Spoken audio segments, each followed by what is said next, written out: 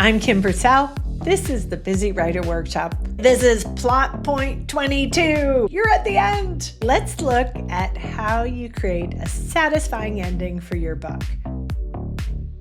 A lot of people get stopped right here near the ending, like, oh, it has to be perfect. And just like I've been saying throughout your whole book, you do not need to make it perfect. Not for the first draft, not for the second draft, not for the third draft. Okay, so just let it go. At this point, you want to show their character development. After your climax, there's going to be some kind of downside too, some kind of negative. Maybe they got what they needed, but they didn't quite get what they wanted. Maybe someone got hurt. That's a really important part of your ending. We don't want this perfect, crisp ending where nothing bad happens, everything's wonderful in their life. That's not realistic. And also your character has changed, but they are not perfect individuals at this point. Nobody is. You want to reflect humanity, even if you're writing about dragons. The biggest thing is you want to get to the end, even if it's messy, even if the middle is sagged or the whole book is imperfect. Believe me, I understand. This is my most recent book. I have slashes through it.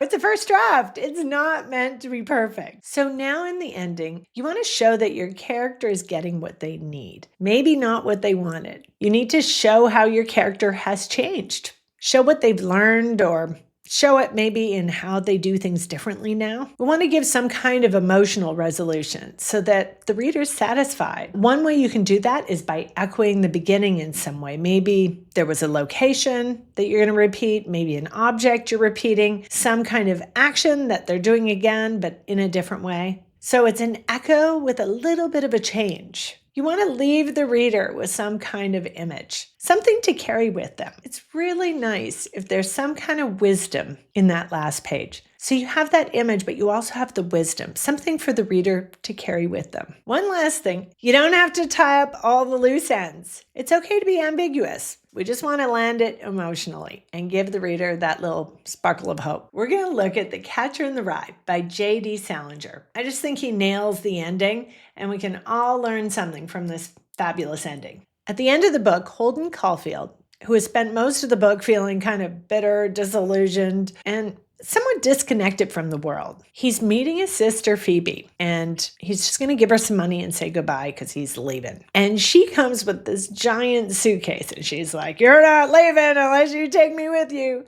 He's like, "Oh my gosh." And she's just this firecracker. So he says, "Okay, Phoebe, I'll take you to the zoo." He's delaying the goodbye. Then he takes her to this carousel and it starts to rain. She does this beautiful thing. She puts the hat on his head, even though he's like, "Shouldn't you take my hat?" And it's just such a loving, caring gesture that he realizes he is so loved. And that's really what he needs. He needs to feel loved, to feel wanted. The red hunting hat is a symbol of emotion. It shows the caring that Phoebe really has for her brother. Think of any symbolic objects within your story. So he watches her on this carousel. It's going round and round, and he notices her blue coat. And the blue coat is swinging. And it's just such a beautiful line. Because at that moment, Holden stops trying to control everything. He sees the beauty in this simple moment, this feeling of love he has for his sister. He goes from feeling isolated to feeling connected. We have a little spark of hope, and that's what you want to do in your book. You want to give us some hope, make us feel something like, okay, this person might be okay, but we don't know. You can leave it kind of open-ended. It's not some clean ending. Holden isn't this perfect person, but we know that something has changed, and we have hope that his life is going to be better. So you don't need some huge ending. You just need a true one, something that resonates, something that makes people go, "Oh, yeah." I'm going to read the last couple lines because it really shows the objective correlative of the hat. And it leaves us with this gorgeous image. Remember, objective correlative is when an object reflects the emotion in a scene. My hunting hat really gave me a lot of protection in a way, but I got soaked anyway. I didn't care though. I felt so damn happy all of a sudden the way old Phoebe kept going around and around. I was damn near bawling. I felt so damn happy, if you want to know the truth. I don't know why.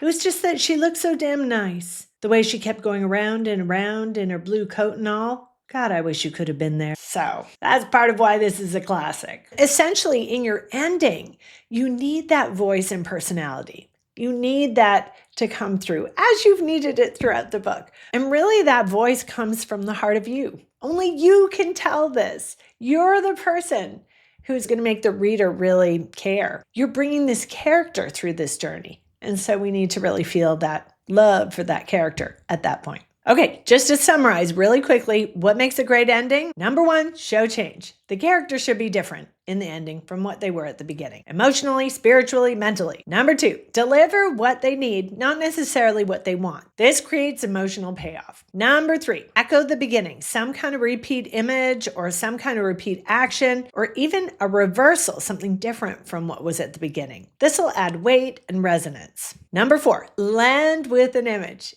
At the end, give us something we can see and feel and remember. And that's how you end your book. I'm Kim Purcell.